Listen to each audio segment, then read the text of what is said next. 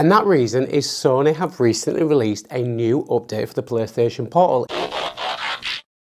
Welcome back to the channel, guys. It's been a minute, hasn't it, since my last video. So a couple of reasons for the break. My partner has had some major surgery abroad in Marbella, so we were there for 2 weeks, and then as soon as we got home, it was all systems go because we bought a new house, so we got the keys for that. There's been a lot going on in such a short period of time. So it's been a pretty busy month, to say the least. My partner Alexis is recovering really well, and we are just about settled in our new home now. But anyway, enough about my personal life. Let's get on to the reason that we are here today. And that reason is Sony have recently released a new update for the PlayStation Portal in the way of 5.0.0. Ooh! It seems that Sony have finally answered some of our requests in the way of new features. We will get to those in a minute. Now, to update your portal manually, if not asked to do so when you first turn it back on, head to Settings, followed by System, and then click on the Update System Settings just to the right here. Once that has finished doing what it needs to do, your portal will do a quick reboot, and then the new features will be available to you. So what is the main thing that Sony have improved then? Well, since Sony launched their cloud streaming beta back in November, I think, there's been no way to sort through the now included 200 plus games that are on the service until now. If you head over to the cloud service section of the portal now, you will see to the left of the games here this new little icon which has an arrow and 3 lines on it. Clicking this will present you with a few options to help browsing through your games list a little bit easier. The options are recently added to PS Plus. You can sort them out alphabetically from A to Z, Z to A. You can also sort them out via release date from oldest to newest or vice versa. Now, although this is a welcome addition,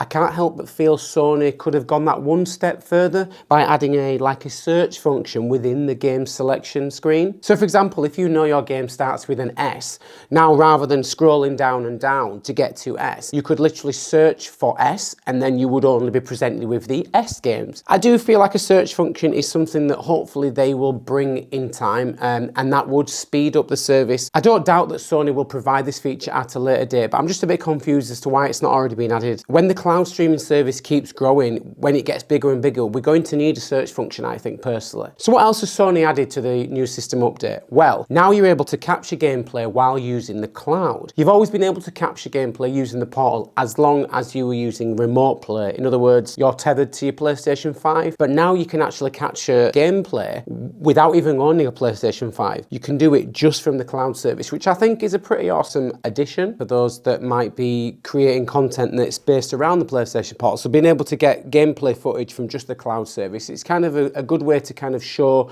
you guys what that looks like. So to enable said feature, one must press the create button on the portal, which brings up this menu here, where you can then choose to save recent gameplay. This has a few options. You can choose the last 15, 30 or 60 seconds, or even the full video. The other options available here are to take a screenshot, or you can simply start your own recording, which you can come back at any point and stop. So you could literally record 10 minutes if you want, or you could record the whole 2 hours of your gameplay. You know, it just depends what you want to choose. And any footage that you do choose to record this way, any screenshots you choose to record this way, you will find them under the captures section in your PlayStation app on your phones. The next feature that's been added is one I'll have to take Sony's word on, and that's queuing for servers. So when servers are full, instead of being kicked out of a game, which has happened to me in the past, when you try to boot up a game, for some reason you just seemingly get kicked out. Well, now we know why. It's because the servers were full. And rather than getting kicked out, Sony are going to bring up a screen which will show you how long there's left until you're able to join the server, which I think is a good feature, because it's better than,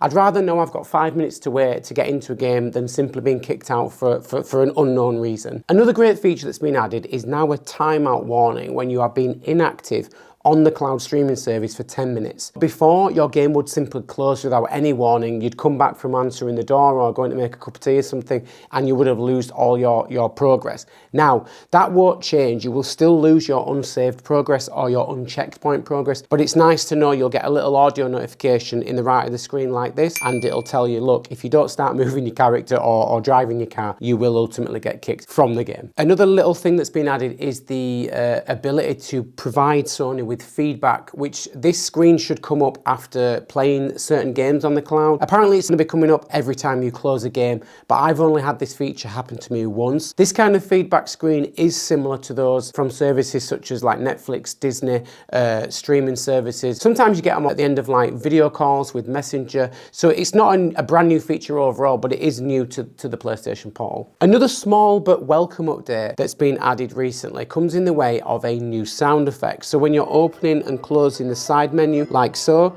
you get this new audio that's played. It's a different audio from when you open it to when you close it. Not a massive thing, but it's just little things that make the whole navigation aspect of the PlayStation Portal a little bit more pleasurable and cohesive. According to the patch update notes from Sony, there has also been some general stability and performance improvements alongside improved messages and usability on some screens. It doesn't really go into detail as to what that means. I'm probably going to take it as maybe they changed the font size on certain menus and stuff just to make it easy to read on the smaller screen. Even though it is a small screen, 8 inches is actually quite big.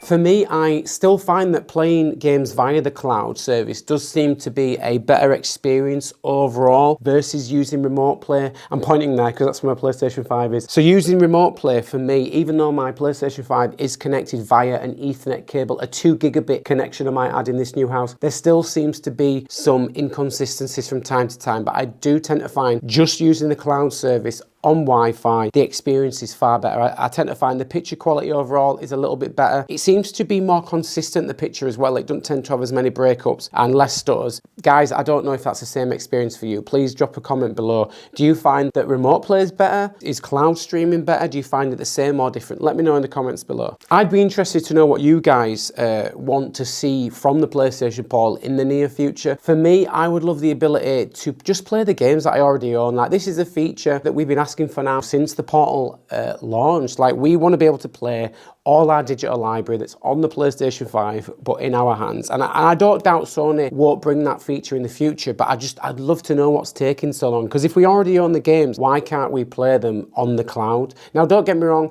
you can obviously use remote play, you can play anything that your PlayStation 5 has got installed on there, but we don't always have the ability to do that. Like, I was in Marbella recently, as I mentioned earlier, and although I took my PlayStation Portal with me, I was unable to connect to the remote play. 5 out of 10 times that I tried, the connection was really unstable. So when I used the cloud service on the Wi-Fi in the apartment that we stayed in, it was a better experience. It wasn't great, but it was better. So having the ability to play my games that I already own via the cloud would be a much welcome feature. I also think having a quick resume feature for cloud games would be a really, really cool thing to have. I appreciate that if you leave a game paused for so long, it will warn you that it's going to close, and ultimately it will close. But sometimes when you pause your game, you do get distracted, be it the postman at the door, you go to the toilet, or somebody calls you, and 10 minutes isn't a long time. So to come back to your game and find that you've lost all your progress, it's still annoying. So what I'd love to see is some kind of save state. You know how you have on